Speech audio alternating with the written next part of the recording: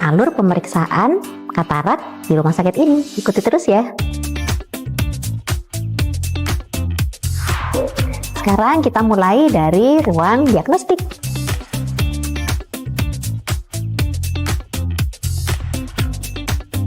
Di sini tampak beberapa alat pemeriksaan penunjang untuk pemeriksaan katarak. Kita mulai dari yang pertama ya. Alat-alat ini selalu didisinfeksi baik sebelum maupun setelah digunakan. Pasien akan diperiksa kondisi kelengkungan korneanya dengan alat autorefraktokeratometer. Tujuannya untuk menentukan kekuatan lensa tanam yang akan dipasangkan saat operasi katarak. Kemudian dilanjutkan dengan pemeriksaan tekanan bola mata dengan alat NCT atau non-contact tonometer. Tujuannya adalah untuk mengetahui adanya kemungkinan peningkatan tekanan bola mata yang dapat menjadi penyulit saat dilakukan operasi katarak. Alat ini bekerja tanpa melakukan kontak langsung dengan pasien. Nantinya alat ini akan mengeluarkan hembusan angin untuk meratakan lapisan kornea guna mendeteksi tingkat tekanan bola mata. Alat selanjutnya adalah specular microscope. Gunanya untuk memeriksa sel endotel kornea guna menentukan apakah pasien dapat menjalani operasi katarak atau tidak dengan metode vakoemulsifikasi ataukah operasi katarak manual. Untuk mengetahui sejauh apa tajam penglihatan yang terdampak katarak, pasien akan melakukan pemeriksaan dengan selencar. Apabila tidak maju, pasien akan dilakukan pemeriksaan dengan cara hitung jari dan lambaian tangan. Apabila lambaian tangan tidak maju, maka selanjutnya akan dilakukan light perception. Bagi pasien yang akan menjalani operasi katarak, akan menjalani pemeriksaan yaitu biometri. Alat ini digunakan untuk menentukan kekuatan lensa tanam yang akan dipasangkan saat operasi katarak. Setelah melakukan pemeriksaan di ruang diagnostik, pasien akan melanjutkan pemeriksaan di ruang dokter. Di sini ada slit lamp. Alat ini digunakan untuk mengetahui kondisi area mata bagian depan. Untuk di rumah sakit dan klinik mata KMU, kami telah menggunakan slit lamp yang tersambung dengan layar monitor, sehingga pasien dan keluarganya dapat melihat langsung hasil pemeriksaan dari dokter. Selanjutnya, setelah memeriksa bagian depan mata atau segmen anterior mata, selanjutnya memeriksa segmen posterior atau bagian belakang dari mata, yaitu menggunakan lensa 78 dioptri atau lensa 90 dioptri. Bisa juga dilakukan dengan fundoskopi direct. Apabila pemeriksaan menggunakan fundoskopi direct maupun indirect tapi tidak jelas detail retina atau saraf mata, maka selanjutnya pasien akan menjalani pemeriksaan ultrasonografi atau USG. Pemeriksaan USG ini dilakukan dengan menggunakan probe yang telah diberikan gel. Seluruh alat pemeriksaan katarak ini telah tersedia di seluruh cabang rumah sakit dan klinik mata KMU, sehingga pasien dapat melakukan pemeriksaan secara lengkap dengan tuntas tanpa perlu berpindah tempat. Sekian alur pemeriksaan dan penjelasan mengenai alat-alat yang digunakan dalam pemeriksaan katarak. Jika Anda atau kerabat Anda ingin memeriksakan mata secara lengkap, Anda dapat mengunjungi salah satu cabang rumah sakit dan klinik mata KMU yang tersebar di berbagai daerah.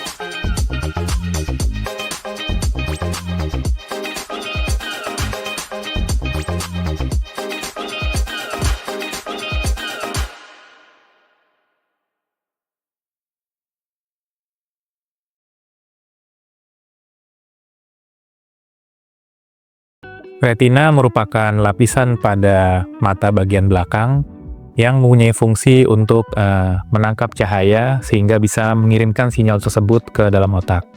Sehingga apabila terjadi kerusakan pada lapisan tersebut, bisa menyebabkan gangguan penglihatan hingga bisa menyebabkan kebutaan. Pada kasus-kasus diabetes mellitus ataupun hipertensi, disarankan untuk melakukan evaluasi retinanya untuk diketahui apakah ada kerusakan atau tidak pada kondisi saraf matanya. Dan apabila timbul keluhan seperti gangguan penglihatan yang mendadak, penglihatan yang tertutup separuh seperti tirai, ataupun hitam-hitam yang melayang dan kilatan cahaya, maka disarankan untuk dievaluasi kondisi saraf matanya. Salah satu alat diagnosis pada kondisi kelainan retina adalah OCT. OCT merupakan alat canggih yang bisa menilai kondisi anatomis dari retina secara lapis per lapis, sehingga kita bisa menilai pada lapisan mana terjadi kelainan pada retina tersebut. Ada beberapa pilihan tindakan pada kasus retina, injeksi anti-VEGF, laser PRP, ataupun dilakukan operasi dengan vitrektomi. Pada salah satunya kasus diabetes mellitus, apabila sudah timbul komplikasi, maka biasanya dilakukan tindakan laser PRP, dan bila sudah ada pembengkakan pada saraf matanya, maka bisa lakukan opsi dengan tambahan injeksi anti-VEGF. Untuk operasi sendiri, salah satu tindakan yang dilakukan apabila terdapat ablasio retina ataupun lepasnya lapisan saraf retina dari mata, maka itu bisa dilakukan tindakan vitrektomi. Pilihan-pilihan tindakan yang disebutkan sebelumnya harus berdasarkan dari pemeriksaan yang lengkap pada kondisi retinanya. Jadi, keputusan untuk melakukan tindakan harus berdasarkan dari hasil pemeriksaan yang dilakukan oleh dokter subspesialis retina. Retina merupakan bagian penting dari mata kita, maka jangan lupa melakukan pemeriksaan di dokter subspesialis retina.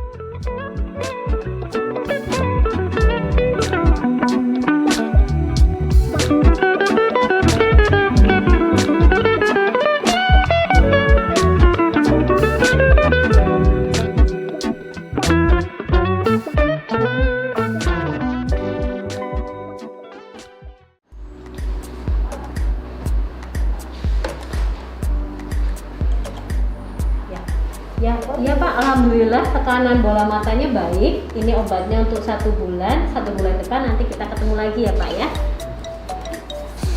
Tunggu, 1 bulan depan ya Pak ya.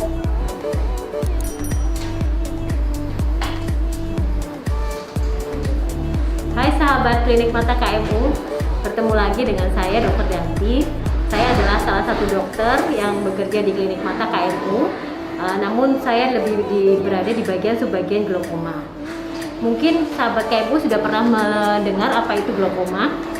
Untuk lebih detailnya, sahabat KMU bisa melihat di channel YouTube klinik mata KMU. Tetapi akan saya terangkan sedikit mengenai apa itu glaukoma. Glaukoma adalah kumpulan dari penyakit, intinya yang menyebabkan kerusakan di optik disk. Tetapi yang bisa kita kontrol pada glaukoma adalah tekanan intraokular. Pada hari ini saya akan menceritakan tentang apa saja yang dilakukan di klinik mata KMU pada pasien-pasien glaukoma. Ya, pertama mengenai glaukoma itu sendiri ya, bahwa glaukoma itu adalah salah satu penyakit yang bersifat progresivitasnya itu hanya bisa dicegah dengan kontrol rutin. Seperti yang sahabat KMU ketahui bahwa glaukoma itu adalah salah satu kebutaan yang dapat dicegah dengan kita melakukan kontrol rutin. Dan salah satu hal yang bisa kita lakukan pengendalian pada glaukoma adalah tekanan intraokular.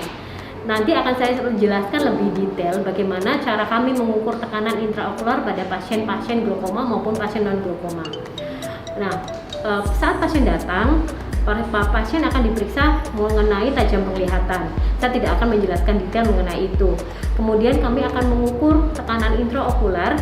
Ya, tekanan intraokular ini dapat diukur dengan beberapa macam alat. Kemudian setelah itu kami akan melakukan pemeriksaan dengan menggunakan slit lamp. Ini yang dinamakan slit lamp, yang seperti tadi teman sahabat KMU lihat.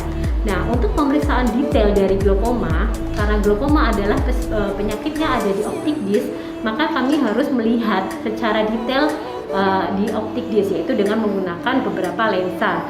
Lensa yang sering kami gunakan adalah lensa 78. Ini adalah untuk melihat secara detail gambaran dari optik disk.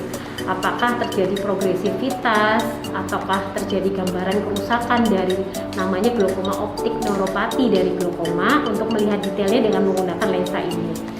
Kemudian pemeriksaan juga, glaukoma itu sendiri kan terdiri dari glaukoma sudut terbuka dan tertutup. Untuk mengetahuinya, kita juga melakukan pemeriksaan dengan menggunakan lensa. Namanya lensa gonioskopi. Yang kita gunakan di sini adalah lensa gonioskopi for mirror.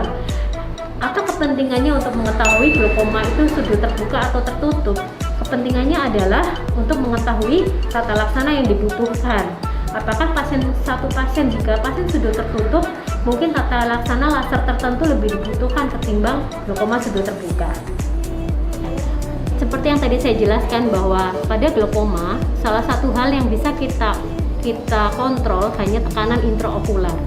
Tekanan intraokular pada pasien-pasien glaukoma memiliki target tersendiri, tergantung dari progresivitas penyakit glaukoma itu, usia, kemudian kondisi advance atau tidaknya glaukoma pada pasien tersebut. Tekanan intraokular dapat kita ukur melalui beberapa metode. Bisa kita ukur melalui pemeriksaan Sjödts tonometer, kemudian bisa kita ukur melalui aplanasi tonometer atau dengan menggunakan alat ini. Ini dinamakan non-kontak tonometer. Pasien seperti pada pemeriksaan tadi slit lamp, pasien meletakkan dagu di sebelah sini dan dahi di sebelah situ, kemudian tekanan akan jadi seperti dihembuskan angin di kornea mata pasien, kemudian akan terekam tekanan intraokularnya berapa. Dan tekanan intraokular pada pasien-pasien glaukoma ini yang harus benar-benar diperhatikan. Ya, jadi pada pasien glaukoma yang seperti saya tadi sebutkan bahwa ada target tekanan intraokular tertentu yang harus dicapai. Baik kita mencapainya dengan memberikan terapi medikamentosa berupa obat tetes, obat minum, ataupun dengan menambahkan menggunakan laser atau dengan operatif ya, tindakan operatif glaukoma.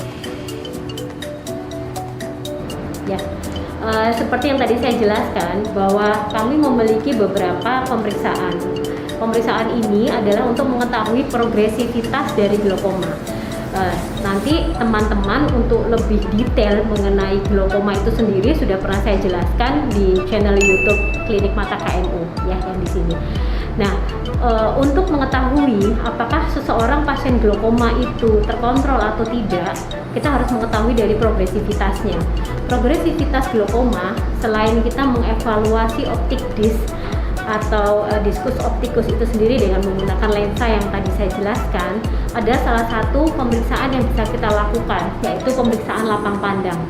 Pemeriksaan lapang pandang kita menggunakan alat yang namanya Humphrey Field Analyzer yang kebetulan kami miliki. Ini adalah ZEISS Humphrey Field Analyzer 3. Nah, pada pemeriksaan lapang pandang pasien, ruangan akan gelap, jadi ruangan akan dimatikan, kemudian posisi pasien akan berada di dagu di sebelah sini dan dahi menempel di sini. Kalau pasien memiliki kelainan refraksinya itu akan ditaruh lensanya di sini. Yang lebih penting, apakah gunanya pemeriksaan Humphrey ini? Humphrey ini adalah pemeriksaan untuk menilai lapang pandang. Seperti teman-teman ketahui bahwa glaukoma itu adalah penyakit yang dengan tekanan bola mata yang tidak terkontrol sehingga menyebabkan kerusakan lapang pandang perifer. Ya, dengan menggunakan alat Humphrey ini kita akan mengetahui derajat kerusakan lapang pandang itu tersendiri. Ya, jadi antara satu pasien dan pasien lain dari glaukoma akan derajat keparahannya akan berbeda. Misal satu pasien tekanannya bisa sudah baik ya, misalnya 15 tekanan intraokular. Akan tetapi setelah dilakukan pemeriksaan lapang pandang, didapatkan pemeriksaan lapang pandangnya itu sudah banyak kerusakan di perifer.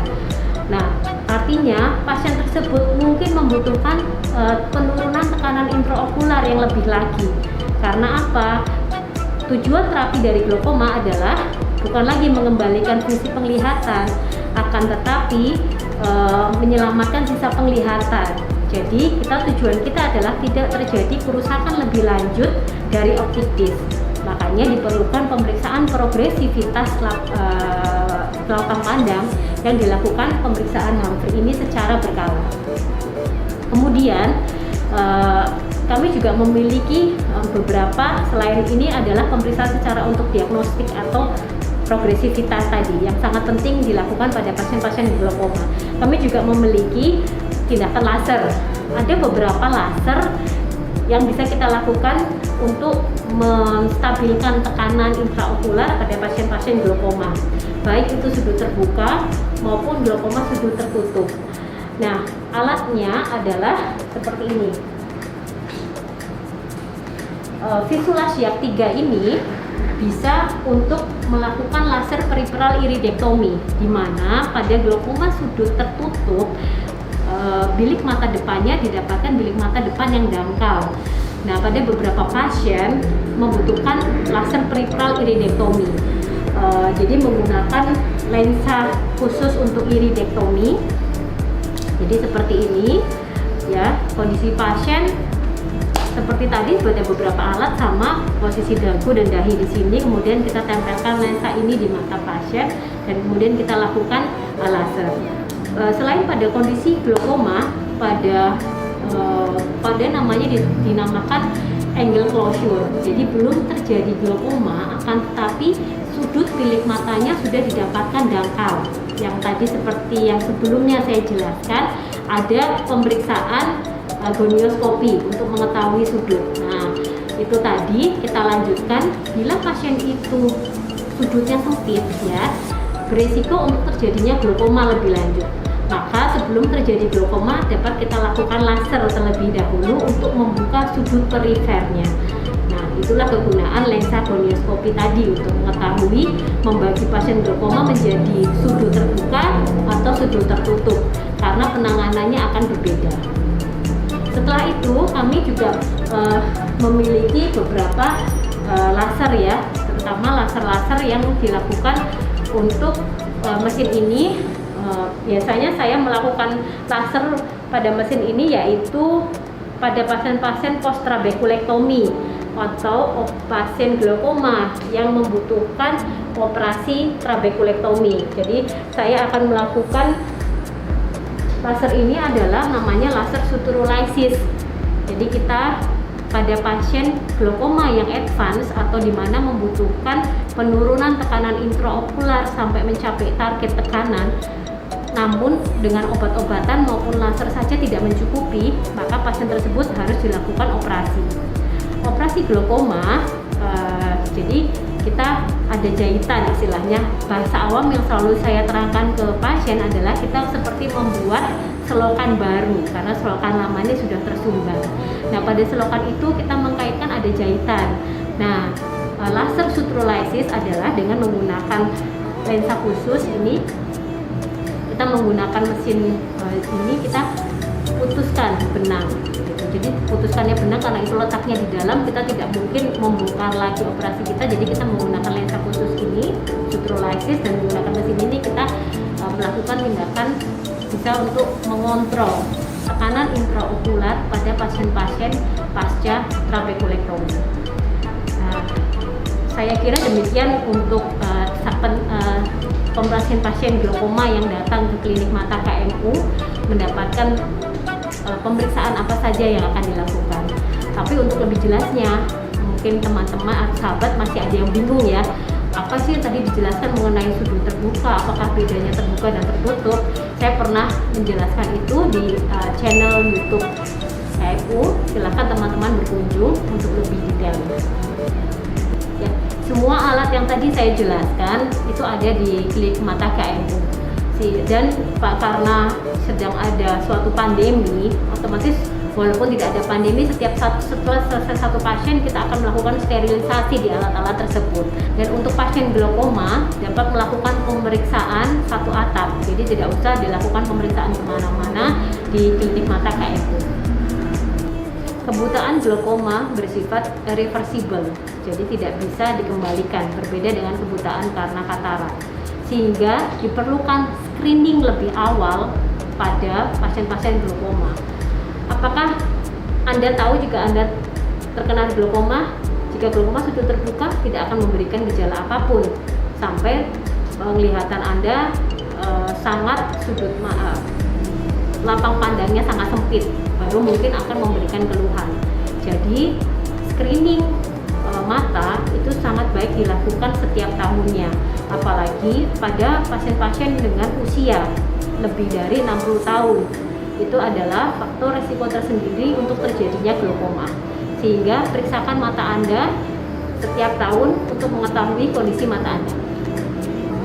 Ya, itu tadi penjelasan saya mengenai pemeriksaan glaukoma ataupun tindakan glaukoma yang dilakukan di klinik mata KMU.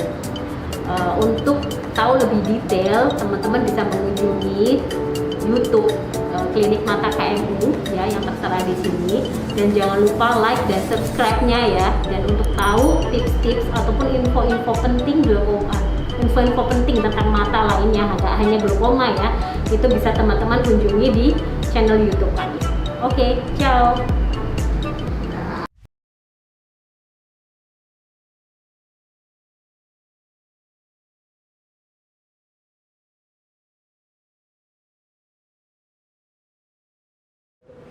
Assalamualaikum warahmatullahi wabarakatuh.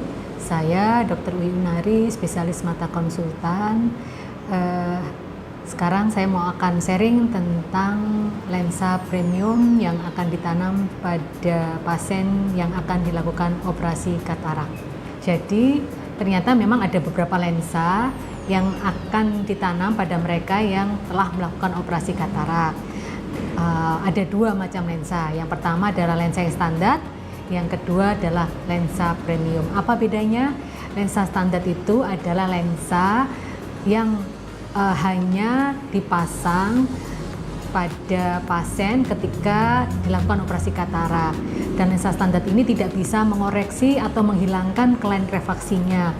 Misalnya penderita ini punya minus atau silinder, maka ketika dipasang lensa standar, dia harus memakai kacamata setelah operasi. Demikian juga ketika dia harus membaca jarak dekat, maka dia juga harus menggunakan kacamata jarak dekat. Sementara kalau lensa premium, maka selain lensa itu ditanamkan untuk menggantikan lensa yang sudah keruh karena katarak, maka lensa premium ini bisa menghilangkan atau mengoreksi kelainan refraksi pada pasien tersebut. Jadi misalnya pasien ini sebelum operasi katarak memiliki minus, atau memiliki silinder, atau plus, atau dia ada kebutuhan untuk jarak dekatnya menggunakan kacamata plus, maka dengan lensa premium ini dia dijamin akan bebas kacamata, sehingga pasca operasi katarak penderita tersebut tidak perlu menggunakan kacamata lagi, sehingga dia bebas minusnya, bebas silindernya, dan bahkan bebas untuk jarak kacamata jarak dekatnya. Jadi beberapa pilihan lensa premium, yang pertama adalah jika penderita ini memiliki katarak, kemudian dia memiliki minus dan silinder, maka dia cocok menggunakan lensa torik. Jadi dia dikoreksi untuk jarak jauhnya. Kemudian apabila dia ingin bebas menggunakan kacamata untuk baca jarak dekat, maka bisa digunakan lensa multifokal torik. Apa lensa multifokal itu? Lensa multifokal itu adalah lensa yang bisa digunakan untuk melihat jarak jauh, jarak intermediate, maupun jarak dekat. Sehingga benar-benar ketika pasien itu misalnya melakukan aktivitas nyopir misalnya, maka dia bisa melihat jarak jauh tanpa kacamata, dia melihat jarak dekat, mungkin speedometernya itu termasuk jarak, maksud saya jarak intermediate, dia bebas kacamata. Dan ketika dia pegang HP, melihat HP, dia juga bisa melihat dengan jelas tulisan di HP. Itu namanya lensa multifokal, di mana dia mengoreksi jarak jauhnya, jarak intermediate maupun jarak dekat.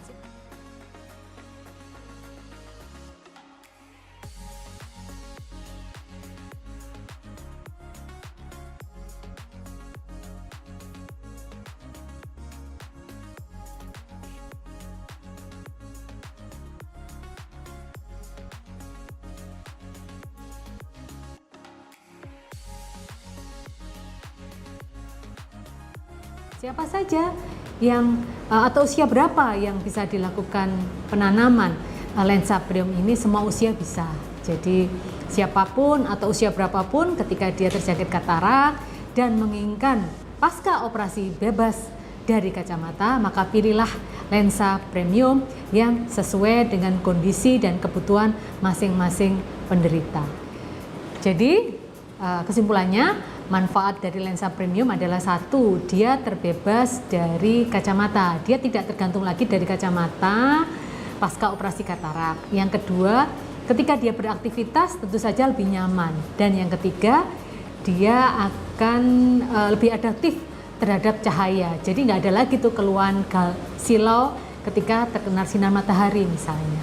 Jadi pastikan pilihlah lensa yang tepat dan yang nyaman dan yang terbaik untuk mereka yang menderita katarak. Karena lensa ini akan ditanam seumur hidup. Jadi jangan sampai keliru kita memilih lensa yang tepat untuk keluarga pasien atau kita sendiri suatu saat kalau kita katarak.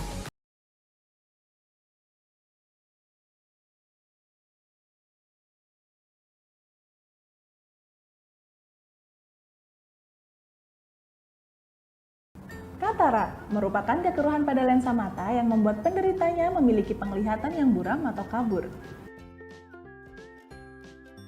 Operasi katarak menghilangkan kekeruhan pada lensa dan menggantinya dengan lensa baru yang jernih. Hingga saat ini, tindakan operasi katarak terbukti aman, umum digunakan, dan yang paling efektif. Teknologi terus berkembang dan operasi katarak dengan lensa premium memberikan hasil lebih dari operasi katarak standar. Bila seseorang menderita katarak, maka penglihatannya akan menjadi kabur. Dan setelah operasi katarak, penglihatan menjadi lebih jelas. Operasi katarak dengan lensa monofokal akan membantu pasien melihat jarak jauh, namun tetap membutuhkan kacamata untuk melihat jarak dekat. Bila pasien menggunakan lensa multifokal, maka pasien dapat melihat berbagai jarak, namun keluhan silinder belum terkoreksi. Bila pasien menggunakan lensa multifokal torik, maka pasien dapat melihat berbagai jarak dan keluhan silinder pun terkoreksi. Dengan lensa premium, pasien katarak bisa terbebas dari katarak sekaligus melihat detail di berbagai jarak tanpa kacamata.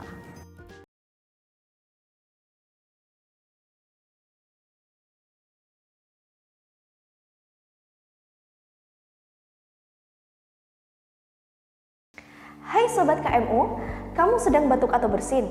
Tahukah kamu, saat kamu batuk atau bersin terjadi pelepasan virus dan bakteri yang berasal dari pernafasan, baik melalui udara maupun melalui cairan yang ada di tubuh kamu. Cairan tersebutlah yang dapat menular pada orang lain. Tapi, kamu dapat mencegahnya dengan melakukan etika batuk dan bersin yang baik dan benar. Berikut adalah etika batuk atau bersin yang baik dan benar. Yang pertama, saat kamu batuk atau bersin, jangan lupa untuk selalu menggunakan tisu ataupun sapu tangan untuk menutup hidung dan mulut kamu.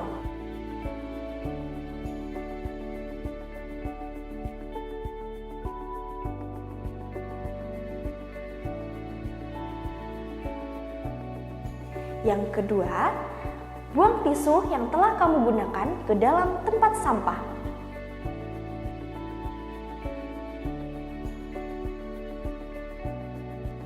Jika tidak ada tisu ataupun sapu tangan, kamu bisa memakai lengan bagian dalam kamu seperti ini. Hacuh!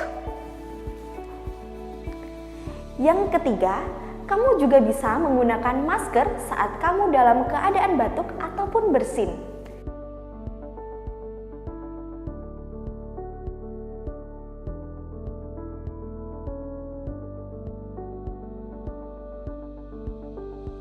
Yang nomor 4, segeralah untuk cuci tangan kamu di air yang mengalir atau bisa menggunakan cairan antiseptik berbasis alkohol.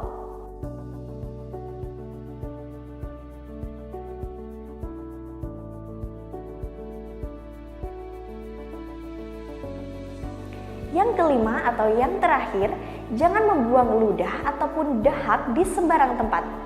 Dengan menjalankan etika batuk atau bersin ini, maka kamu ikut membantu mengendalikan infeksi di sekitar kita. Salam sehat!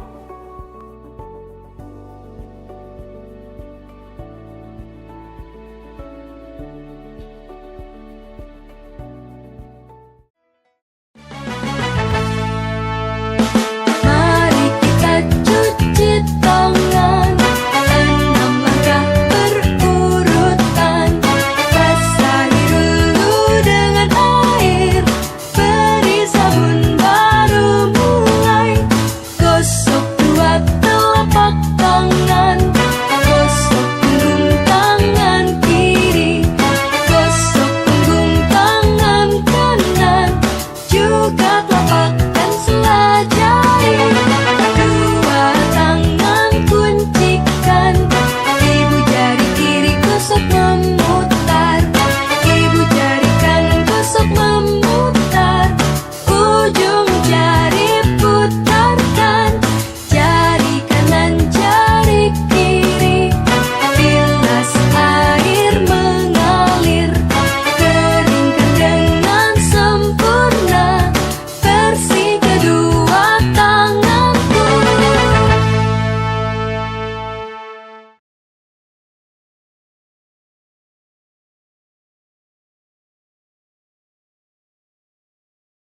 Hak dan kewajiban pasien. Hak pasien. 1. Memperoleh informasi mengenai tata tertib dan peraturan yang berlaku di klinik. 2. Memperoleh informasi tentang hak dan kewajiban pasien.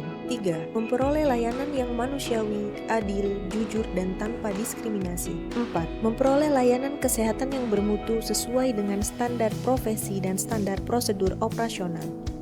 5. Memperoleh layanan yang efektif dan efisien sehingga pasien terhindar dari kerugian fisik dan materi. 6. Mengajukan pengaduan atas kualitas pelayanan yang didapatkan.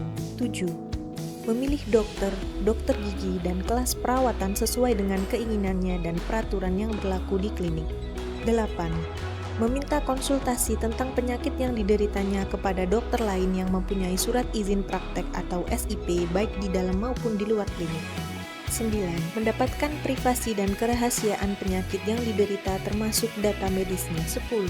Mendapatkan informasi yang meliputi diagnosis dan tata cara tindakan medis, tujuan tindakan medis, alternatif tindakan, risiko dan komplikasi yang mungkin terjadi, dan prognosis terhadap tindakan yang dilakukan serta perkiraan biaya pengobatan. 11. Memberikan persetujuan atau menolak atas tindakan yang akan dilakukan oleh tenaga kesehatan terhadap penyakit yang dideritanya. 12. Didampingi keluarga dalam keadaan kritis. 13. Menjalankan ibadah sesuai agama atau kepercayaan yang dianutnya selama hal itu tidak mengganggu pasien lainnya. 14. Memperoleh keamanan dan keselamatan dirinya selama dalam perawatan di klinik. 15. Mengajukan usul, saran, perbaikan atas perlakuan klinik terhadap dirinya. 16. Menolak pelayanan bimbingan rohani yang tidak sesuai dengan agama dan kepercayaan yang dianutnya. 17. Menggugat dan atau menuntut klinik apabila rumah sakit diduga memberikan pelayanan yang tidak sesuai dengan standar baik secara perdata ataupun pidana. 18. Mengeluhkan pelayanan klinik yang tidak sesuai dengan standar pelayanan melalui media cetak dan elektronik sesuai dengan ketentuan peraturan perundang-undangan. Kewajiban pasien. 1. Mematuhi peraturan yang berlaku di klinik. 2. Menggunakan fasilitas klinik secara bertanggung jawab. 3. Menghormati hak pasien lain, pengunjung, dan hak tenaga kesehatan serta petugas lainnya yang bekerja di klinik. 4. Memberikan informasi yang jujur, lengkap, dan akurat sesuai dengan kemampuan dan pengetahuannya tentang masalah kesehatannya. 5. Memberikan informasi mengenai kemampuan finansial dan jaminan kesehatan yang dimilikinya. 6. Mematuhi rencana terapi yang direkomendasikan oleh tenaga kesehatan di klinik dan disetujui oleh pasien yang bersangkutan setelah mendapatkan penjelasan sesuai dengan ketentuan peraturan perundang-undangan. 7. Menerima segala konsekuensi atas keputusan pribadinya untuk menolak rencana terapi yang direkomendasikan oleh tenaga kesehatan dan atau tidak mematuhi petunjuk yang diberikan oleh tenaga kesehatan untuk penyembuhan penyakit atau masalah kesehatannya. 8. Memberikan imbalan jasa atas pelayanan yang diterima.